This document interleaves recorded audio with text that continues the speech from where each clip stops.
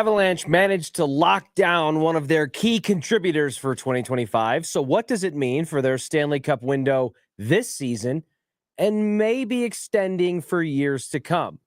The Denver Broncos are in a position that they certainly have not been familiar with in recent years that will have a pivotal pinpoint coming in the next 6 calendar days. And have the Denver Nuggets and Nikola Jokic unlocked a new potential offensive ceiling in the 2025 NBA season? All things to come on today's rundown. Thank you so much for joining us. While you're here, make sure you like and subscribe to our Denver Sports 1043 YouTube channel. You can follow us at Denver Sports 1043 on YouTube, Instagram, and TikTok. If you're watching us live on X or Facebook Live, thank you so much for joining us. Smash that share button, follow, like, subscribe, the works. Let's get into it as we bring in our friend of the show, Denver sports analyst Jake Shapiro, festively dressed Jake Shapiro on Halloween Eve here. Jake, we've got a little bit of a zoomed out wide shot there of you. You have skeleton components with multicolored pajama pants and a festive top hat.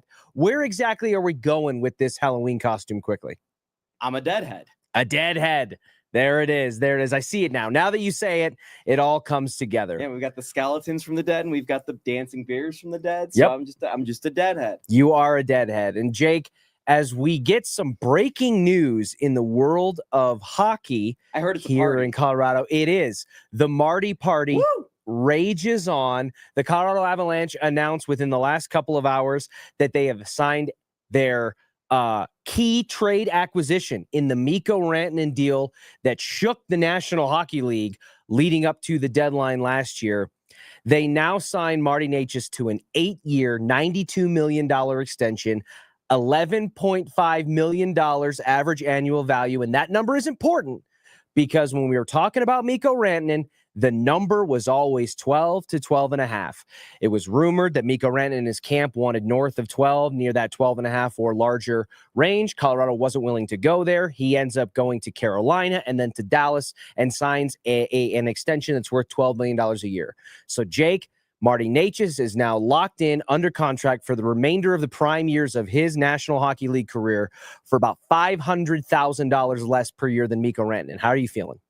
I think it's important to have this situation be clarified and not have a player in the same exact situation they had Mikko Rantanen last year, where this goes all season long. You're not sure if they're going to resign, and the Avs are faced with a tough decision of, hey, this is a really important forward, but do we want to shoot ourselves in the foot this year for a chance of extending our window moving forward? So to get this deal done where you know Marty's locked up this year and you have a chance this year and moving forward into the future, I think it's really important when you have two of the best players in hockey in Nathan MacKinnon and Cale Makar. So my second take on this, Richie, is, and you look at the deal and it's only a $500,000 difference, and I get it. And I personally love Mikko Rantanen, and I would have preferred him to stay here over all the options that have occurred. But $12 million kicked in this year versus $11.5 million kicked in next year is a substantial difference in the NHL because the cap goes up about $5 million a year. And that difference alone is basically the difference of whether or not the Avs could afford Brock Nelson this year and maybe Cale Makar in the future. So I think this is ultimately a good result. It's maybe not the best result that could have occurred out of all of the options last year at this time. But right now, given what occurred, this was the best thing the Avs could have done. I don't disagree with that at all. And Jake, I would take it one step further and say, when you look at the ripple effect outward after slicing off a piece of your homegrown core with Mikko Rantanen, which is a significant move, something we saw both Ball Arena tenants do in this past season / off season with the Nuggets and Michael Porter Jr. and the Avs and Mikko Rantanen. You alluded to it with Brock Nelson, but it really reverberates beyond that, freeing up the money that the Avalanche did by trading Mikko Rantanen, not signing him to that $12 or $12.5 million per year, whatever would have been at that time, and having that on the books in that season. It allowed you to bring in Brock Nelson. It allowed you to bring in Charlie Coyle for that season, Ryan Lindgren. And I know Charlie Coyle and others are not on the team this year, but moving Charlie Coyle helped you get and offload a contract in Miles Wood that you weren't super favorable of, which brought you Gavin Brindley, who looks like he's going to be a prominent middle six player and especially a regular season scoring threat for the Avalanche. And you lock in Brock Nelson for 3 years. There's so many moving pieces that was the genesis point of it all, that you can simply box score read and say, 11.5 for Necas, 12 million for Mikko, and Mikko's a perennial 100-point scorer. This wasn't worth it. But I don't think that at all does justice to just the amount of wheeling and dealing and the moves that were brought in on the back half of the 2024 season to allow players to get half of a season or ish there, plus a full offseason to gel together, to work together as new line mates and reorganize your shifts, and then come into this 2025 season and come out of the gates hot like they have, especially between the pipes with Scott Wedgwood. And then offensively, with what we've seen, the power play has been a struggle. It explodes against the New Jersey Devils. You've got Nathan McKinnon tied for second in the NHL in points. Cale Makar creeping around that 10 to 15 placement ranking there. And then Martin Necas as well with 7 goals and 6 assists on a young season. This move that acquired Martin Necas was the right move, in my opinion, at the time. And they had to lock him down to an extension, which they do today. Yeah, you couldn't get away from this trade without having Necas locked up long term. And knowing that from Necas's camp, it's honestly really surprising the Avs got him under 12 million AAV, because they knew they needed to sign Necas. They couldn't walk away with the same result of trading him mid-season. So I think this was actually a pretty good negotiation from Chris McFarland and Joe Sakic in the Avs front office. But we look at what's going on at both teams at Ball Arena, as you mentioned, Richie. Nuggets break up Michael Porter Jr. to get more depth, which is what Nikola Jokic asked for. I've been saying for years, the number one thing in hockey that determines a championship is scoring depth. Correct. And that's what separates those really good teams from those great teams. It's no wonder the Edmonton Oilers have not won a cup the last 2 years, even though they've gotten really close with their incredible high-end talent. I could argue that the Avs have just as good of high-end talent. The thing that brought them through and broke them through to a cup a couple of years ago was the fact that they had depth and scoring depth throughout the middle course of their line. So in making this move and getting rid of Mikko Rantanen, who is the best player in all of this minutia, it stunk, because Mikko Rantanen was an important part of the Avalanche history, and he had some really big moments. But ultimately, moving forward for the Avalanche, it's a huge risk, but likely their only path forward of building a consistent core around Cale and Nate that can have more scoring, more depth, which is so important in the NHL when it's really your second and third lines that determine everything, because every single team that's great has 200-point scorers on their first line. Yeah, you mentioned that cup season when they finally broke out of that second round slump that they'd existed in the Bednar era. It was the exception to the rule. And what carried them in that pursuit, that Mission 16W rebirth, was bringing in Arturi Lehkonen that season, was acquiring Nico Sturm, acquiring Cogliano, acquiring Darren Helm. And each of those players, Jake, in the postseason, including the Stanley Cup final, had significant game-winning or game-altering goals or moments that helped them go on that incredible tear. You could put out Manson out there, feel comfortable with him playing for 15 minutes a night. Like, the defensive depth was there too, Richie. So it's something that doesn't get talked about enough in hockey, is that depth. But you're listing just name after name. In the last couple of years with the Avs, you could name maybe 6 or 7 guys that you felt comfortable skating at a time. And that's just not workable in hockey. I mean, Cale was having to play 30 minutes in playoff games. Can't do that. Not really. No, it's not sustainably, at least, and not especially as the Avs run into when they're coming out of the Pacific Division and the Western Conference. You run into physical hockey teams, the Dallas Stars, the Vegas Knights, teams that are built around size and physicality, that like to keep the puck in the zone and rely on just that brute physical, grind it out, cycle the puck nature, which neutralizes the Avs style of play, which is more of finesse, speed, skill, and precision skating. And let's be honest about the speed thing.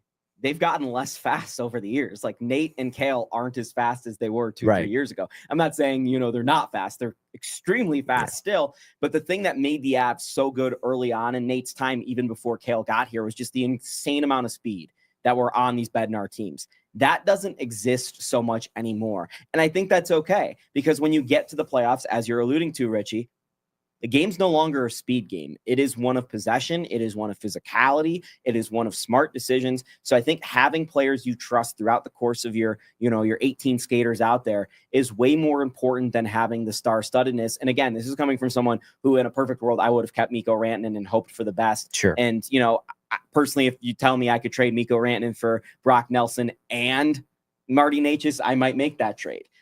but I understand why the Avs did it, and I get their thinking. Well, clearly they have put their eggs into this this basket for the 2025 season. I have said it. I think I actually said it on the show, on this show with you, that I think I have as much, if not more, confidence in this Colorado Avalanche team to return to a Stanley Cup final and bring home Lord Stanley's Cup for a fourth time in franchise history as I had the year they won the Cup, when they were just an absolute wagon offensively, and it was up to Darcy Kemper and Pavel Francouz to just hopefully survive long enough over 3 periods in the net to allow them to win 6-4. And I feel the same way about the Nuggets with their title team that they had a handful of years ago. I feel as confident, if not more confident, partially from a desperation standpoint, because if they don't do it this year, it does feel like it's going to be a diminishing return or some precarious off-season conversations that could be coming, given the way that they've constructed their roster. And Jake, you made a point there about the Avalanche, that in recent years, between when they won the Cup and leading into this season, especially from a postseason perspective, they just didn't have guys that you felt could confidently skate minutes on the ice and provide you plus contributions. That's kind of been the case for the Denver Nuggets as well. And I think that the narratives that have been erased, the chains that have been broken with this new front office, co-executive VPs, Ben Tenzer and Jonathan Wallace, the way that they have through the course of an off season kind of undone everything we thought was just written law for the Nuggets. They can't ship out a member of this homegrown core. They can't bring in a ton of veteran pieces around Nikola Jokic. They're not big on trades. And if they are, it's overpaying with draft capital to try to offload bad contracts and the Reggie Jackson deal and all that stuff. All that's gone by the wayside, and the Denver Nuggets have stocked their cupboard in a way that we haven't seen with intent and with the quality of depth players, specifically building a bench of shooters and defensive contributors around Nikola Jokic. It kind of feels like a parallel example there, right? Where now we're seeing in this young season with the Denver Nuggets, bench minutes and contributors who are kind of making us go, well, wait a minute, this could work. Yeah. Do you know how many times last year a Nuggets backup center had at least double-figure scoring off the bench? Twice? 3 times? Happened 5 times. 5 times. Two games, which is nothing. I mean, yeah. It's minuscule. You know how many times Jonas Valanciunas has already done that in 4 games? Twice? Yeah. Yeah. Tells you everything you need to know, right? The biggest concern in Denver for years has been the non-Jokic minutes. Last night, we were actually talking about in the first half the non-Valanciunas minutes. Valanciunas was a plus in the first half. Jokic was a minus. Now, they ended up both plus because the incredible third quarter. Unbelievable. 29-2 run to open up the second half. Really took a game that I think the last few minutes of the first half, you're kind of going, oof, this is kind of an ugly stretch of basketball here. And then they open it up with just an unbelievable offensive display and defensive display, frankly, on the other end of the court. But in past years, Richie, they would be not up 40 at any point in that game. They'd probably actually be down at half if the starters had a bad portion. But the bench guys expanded upon the lead in the second quarter and late in the first quarter. And it gave the Nuggets a 6-point lead going into half. So when the starters came back full bore, all of a sudden this lead blew up to 40 real quick. And Christian Brown talked about it before the season. I talked about it earlier this week on this show, is they need to blow out teams more. And what we saw last night was them doing that. It allows guys to rest. It allows bench guys to gel. It's just such an important thing for this team that they're not going down to the wire every single night. And yeah, I know it's against the Pelicans, but the last couple of years when they played teams against that ilk or of that ilk, they would be in tight games late, and you'd be going, you got to get Jokic back in. You got to get Jokic back in. There was not even a thought of playing Nikola Jokic Jake, in the fourth quarter I felt night. like I was in bizarro world. I felt like I was in the upside down. I got a chill down my spine when I'm watching David Adelman take the podium in a post-game press conference and talk about, we might have sat Jokic for too long because of how comfortable we were with the bench minutes. Yeah. And then David Adelman saying we might actually have to be more cautious about putting Jokic back in sooner because he looked stiff from sitting and having so much rest on the bench that he isn't used to, and kind of having to restart the engine in that way. That has never been, even in a sarcastic, joking sense, has never been something that this Nuggets team has had the luxury or the champagne problem of having to worry about. Yeah, and you look at the bench last night, there were, I think, 5 different guys who had a 3 or something like that. Everyone on the roster but Hunter Tyson ended up scoring that was active, which I think, again, is important. It was the First time since late in the 2024 season that the team held a team under 90 points, 2023, 2024, which is the Nuggets' best regular season ever. So it wasn't just offense, it was defense. And Aaron Gordon was incredible on Zion Williamson last night. They've had multiple games now with a ton of steals, just taking advantage of teams that frankly don't have a lot of point guards. I mean, that's one thing in the West. There's a couple small guards that are great, but it's a lot of size teams, and the Nuggets can take advantage with being active. I'd still like to see Cameron Johnson get more involved. For 4 games into this, it's going to take a little bit of time. I didn't expect it to look this rough, quite honestly, but when you're blowing out a team by 40, you're nitpicking at stuff. Jamal Murray was fantastic for a couple minutes last night. That's all he needed. You had Christian Brown working a 2-man game with Nikola Jokic, finding a way to get more integrated. And I think you're looking at a Nuggets team that, unlike last year, which really struggled at home, you're looking at a Nuggets team that, if you go back to 22-23 or 23-24, this is a team that we're going to be talking about only loses 5 to 6 games at home the entire season. And that's going to be the reason, if they do get to this number, that they can get to 60 wins on the year and might be able to match Oklahoma City for that 1 seed. So this team's going to be impossible to beat at home all year if they're playing the way they have so far in their first 2 home games, because they have a lot more role players, and role players tend to play a little bit better at home. So I'm really impressed with what I've seen from the Nuggets through 4 games. I thought David Adelman was not that impressive in his first coaching stint in Golden State, which is completely understandable. Cameron Johnson, like I said, has been a little bit of a disappointment thus far, but every single other aspect of the Nuggets so far has been just almost A+ across the board, and everything we hoped for. I mean, Richie, we talked about David Adelman's offensive mastery. This is a team that scored over 115 points in its first 4 games and shot over 50% from the field. No team in NBA history has done that. Ever. Nikola Jokic has 4 triple doubles to start the season. That's the one of 3 times that's happened Correct. in NBA history. We're looking at an offense that is going to be compared to the Peyton Manning peak Denver Broncos offense in basketball. So I think what we're seeing from the Denver Nuggets, at least really, really early on in the season, is signs that this could be very special in an NBA that looks like it might be a little less competitive than we thought from not Oklahoma City, but just across the board. I think I might have an idea of which direction you're going to lean on this, but I'll ask it anyways. We talked about, when it comes to the Avalanche, that the scoring depth being the key contributor that pushed the needle in their favor when they went on their Stanley Cup run a handful of years ago, and what's been decidedly and noticeably missing in the years since. They've kind of reloaded with this latest iteration. You have the likes of Gavin Brindley and Victor Olofsson, who just had a 5-point night, had his first career hat trick against the New Jersey Devils. You have your second line center, or the latest iteration in a long line of attempts to replace Nazem Kadri. Maybe I should have gone as the ghost of the second line center pass for Halloween. That's good. Yeah. That's good. Gabe Landeskog back in a regular season format like we haven't seen him since he recovered from his unprecedented injury. And they've had a little bit of time to gel. So whose depth do you trust more between the 2 tenants at Ball Arena? The Avalanche, who have kind of added pieces over the last year and a half or so and are coming out hot out of the gates in that regard, or the Denver Nuggets, who have made maybe a higher transactional amount of additions, and there's some names in there that you can kind of stack up next to others in terms of weighing their contributions, but it's all happened and microwaved in this last offseason, and they're rolling it out on the court night in and night out. Whose depth do you trust more between the Avs and the Nugs?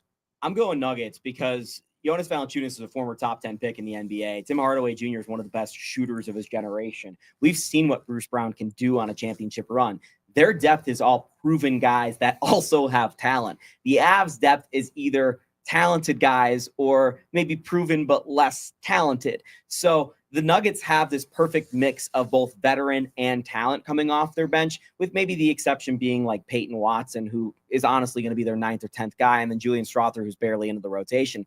Whereas the Avs' depth behind, these top flight of players is really guys that haven't done it on a championship run, or maybe haven't been as touted elsewhere in other destinations and been like the star player like a Jonas Valanciunas or a Tim Hardaway. So I like the Nuggets depth just a little bit more than the Avs depth, and I am not taking it out on the Avs because I am high on this Avs team, especially on what we've seen early on in this season. Yeah, absolutely. I think I would tend to lean in that direction as well. I think when you're bringing in the veteran presence and the leadership of a guy like Tim Hardaway Jr., who I think there are going to be a handful of games that we look at over the course of an 82-game season and be like, Tim Hardaway made the difference in that game. Right. Jonas Valanciunas' ability to spell Nikola Jokic. And we literally saw it in this game against New Orleans where the coaching staff is having to look and wonder, has Jokic actually been on the bench for too long and we're okay? Those kinds of things are going to unlock, I think, a potential for this Nuggets offense to reach a ceiling similar to how Nikola Jokic, who stacks MVP seasons like Jenga blocks, has found a way to elevate his MVP caliber of play. I think this current collection of players around the core with Jokic at the center is going to unlock a new offensive ceiling that we have not seen. I don't think we're ever going to get to the place with the Avs power play units that the second power play without Nate could potentially be better on one night than the first power play unit. And that's what we're talking about with the Nuggets. Whereas some nights actually Valanciunas is better operated for the Nuggets lineup, or Valanciunas with Jokic might be a better operative for that Nuggets lineup than what we've seen traditionally. I think my opinion on the Nuggets depth this year and why it's so important is the NBA has fundamentally changed how they play basketball. When we were growing up, Richie, it would be like, we're going to see AI go against Kobe in the finals, and it's going to be mano a mano, and them going back and forth. And then a little later, it was Carmelo versus LeBron, right? Last year in the playoffs, Shai Gilgeous-Alexander said, who's the worst defender on the Nuggets? Okay, I'm going to find a way to get Michael Porter Jr. switched onto me, and I'm going against Michael Porter Jr. On the other side of the ball, Nikola Jokic is finding a way to get a guard switched onto him in the post so that he can go against a much smaller player.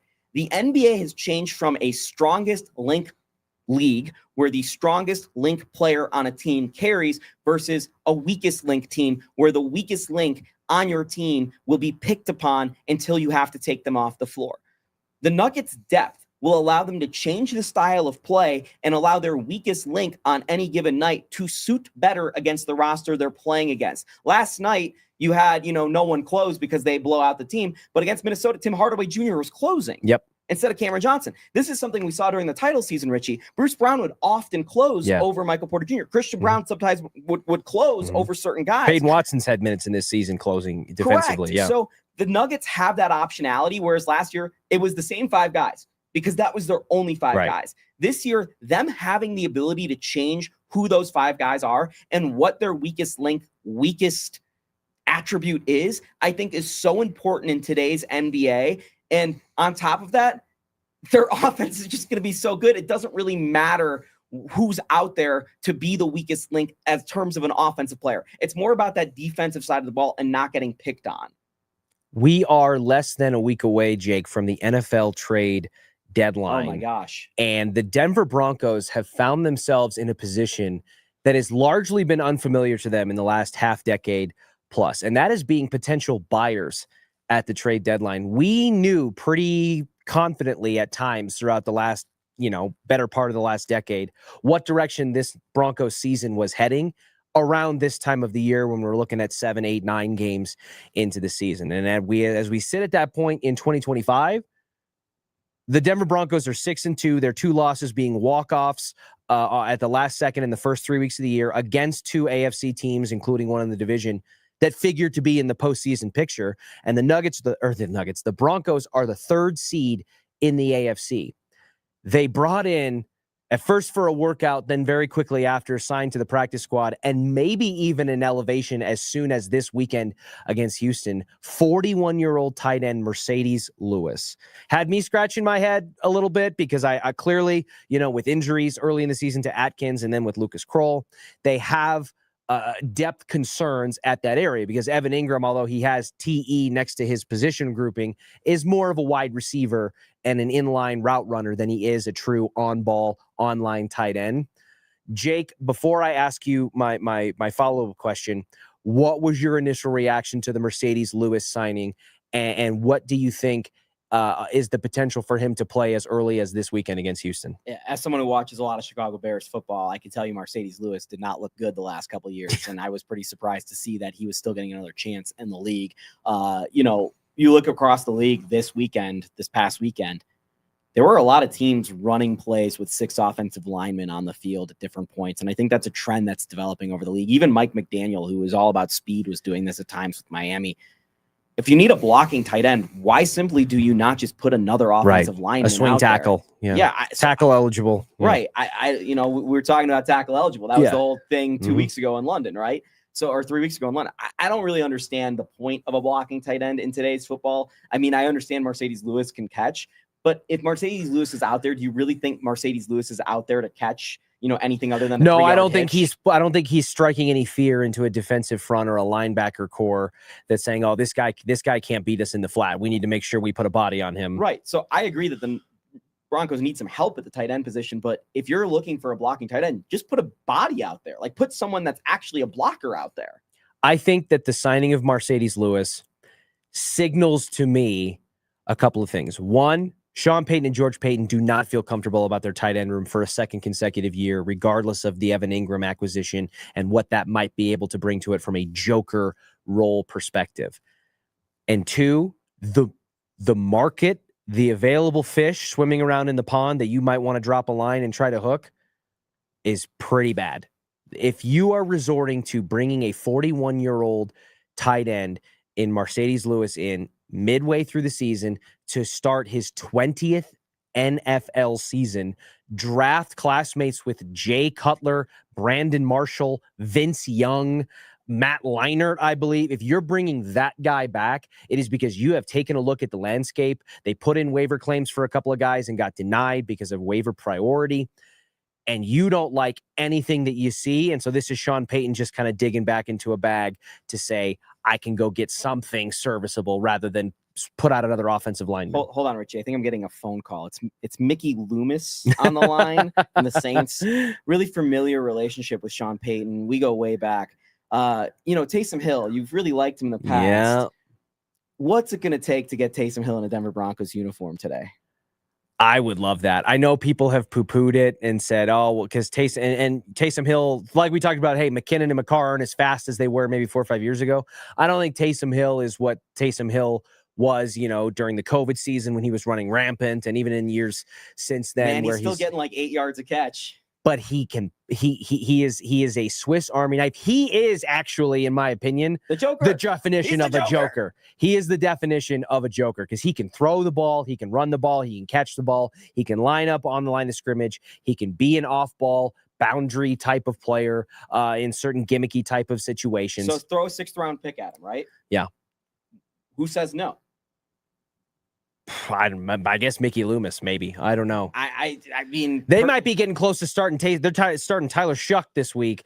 They might be close to getting to a point where they start Taysom Hill at quarterback in New Orleans. That's true. They are back to Juwan Johnson at tight end, though. So they've already gone through the cycle of their several tight ends, and they've landed on Juwan Johnson as their starter. So point being is, if you're going to spend some sort of draft capital and you're really not that committed to going all in for a David Njoku, who I'm not sure is really what that's going to cost you, you might as well just throw an end of, draft pick round, type guy selection at Taysom Hill, because in my opinion, Sean Payton's already worked with him. It's successful. You don't need a tight end number one. Evan Ingram, you've signed to be that, and hopefully he's going to be that. If Evan Ingram's not your tight end number one, you're probably not winning the Super Bowl anyway. So you might as well just get a guy you feel comfortable with that can do a bunch of different things on the football field. So in my opinion, I think it'd be nice to get Jacoby Myers here. I think it'd be nice to get some sort of receiver, but I'm not sure that the Broncos need that based off what their offense has been the last 5 quarters. I think they just need a couple bodies that can be helpful at this point.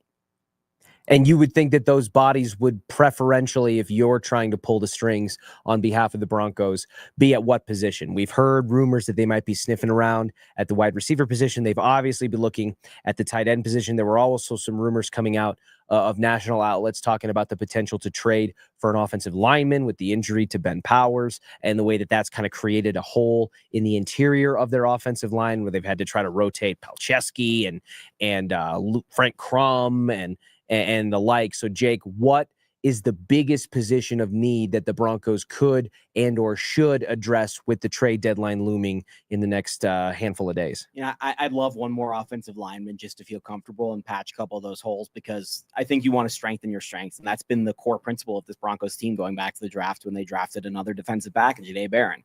Like, if you just strengthen your strengths, you're going to be in a good spot. I will say, I think the weakest the Broncos are at any single position is, and I've been saying this since training camp, is what happens if Courtland Sutton goes down? God forbid. They literally don't have any other option. Like, Courtland Sutton, people will argue, isn't maybe a receiver one, maybe a receiver two, whatever. if Cortland Sutton isn't there, their top receiver might be a receiver number 4 on another offense. So. And I actually, cause I think I was in the camp, last year or leading into last off season where I said, I don't know if Cortland Sutton, if you're telling me that keeping Cortland Sutton and paying it before the season puts him north of $30 million per year into that, you're flirting with T. Higgins type of money. He was the free agent belle of the ball at the wide receiver position. But I think I have kind of shifted a little bit on that. And I think we get too caught up sometimes in what does a wide receiver 1 actually look like? What's the definition? How many bullet points do you have to satisfy to get to that point? And I've kind of just thrown my hands up a little bit to say whatever a wide receiver 1 is, Cortland Sutton is that for the Broncos. He may not be that for the Cincinnati Bengals. He may not be that for the Minnesota Vikings. He may not be that for the Dallas Cowboys or the Los Angeles Rams, but he is that for the Denver Broncos. And you see it work on the field. Bo Nix has clearly developed a rapport with Cortland Sutton. He has made big-time significant catches in clutch situations, gotta have it drives to help them orchestrate and execute fourth quarter comebacks that they have on the backstretch of the last 3 games or so. The Eagles, the Giants, they didn't have to do it against the Cowboys, but they were kind of front-loaded in that regard.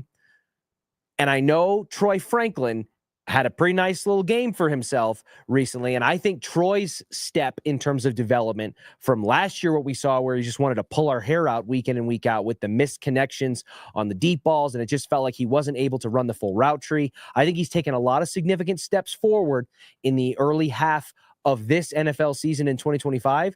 But to your point, Jake, if Cortland Sutton is not there to buoy that room and to steady the tide in that regard, this Broncos offense has a much different complexity. Yeah, and you look around the team too, and I think Pat Bryant is going to get much better in the second half of the season. Rookies tend to do. Evan Ingram fully healthy should be, 1B to Cortland Sutton's 1A.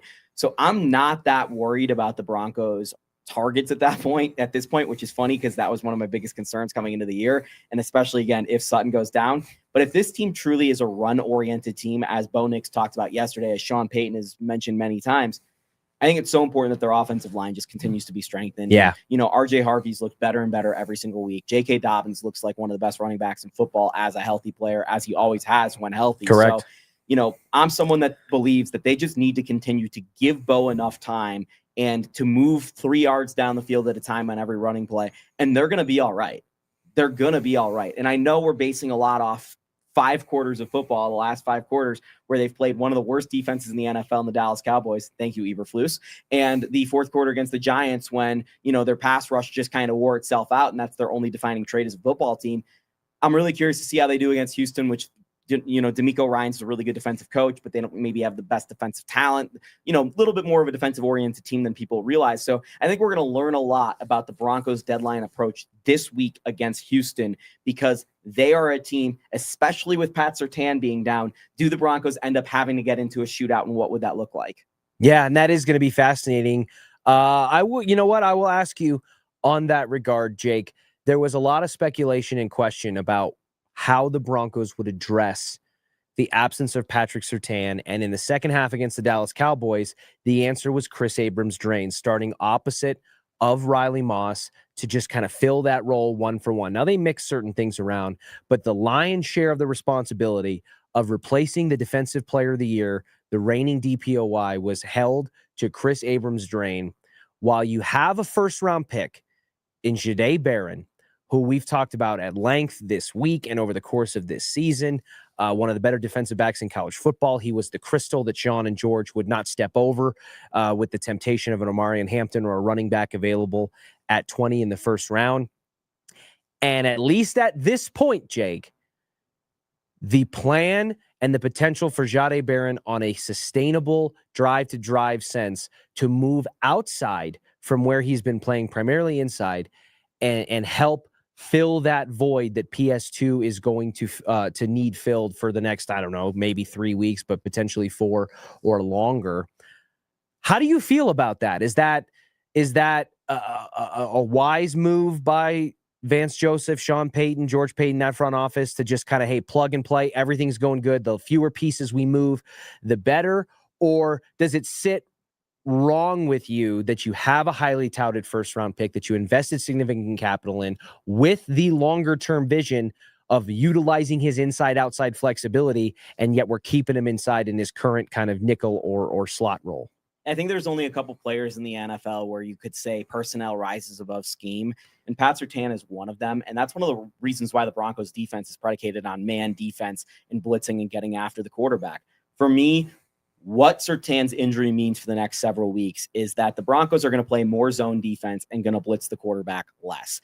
And for me, that means Nick Bonitto's, who's been awesome this year. I mean, he's definitely been awesome, but this is when we're really going to see him earn that paycheck, because he is going to need to get back after the quarterback more often, beat double teams more often. You know, this defensive line's been great, but they might not have 5 guys rushing the quarterback often now without Pat Surtain. And in saying that, I think you will see Jahdae Barron a little bit more, a lot more, in fact, but it's going to be more in zone coverage. It's going to be more with McMillan also on the field, Chris Abrams-Drain also on the field, Riley Moss also on the field, because we've already seen Riley Moss in one-on-one in man-on-man situations.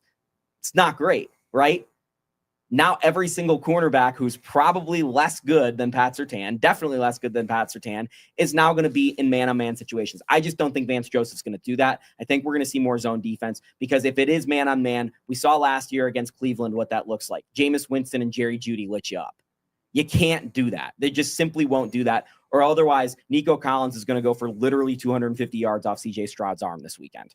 Well, we are only a few days away from finding out if the Broncos can make the next 4 quarters of football look hopefully shockingly similar to their previous 5 quarters of football, where they scored, what did you say, 77? 77 in the last 5 quarters. 77 points in the last 5 quarters of football. Remember the Hackett era, 12 for a the game? Denver Broncos. Oh, yeah, that is. Yeah. I've sought professional help. I've sought professional help to try to forget We should many get mental health aspects sponsorship just for the of the Hackett era. Nathaniel Hackett era.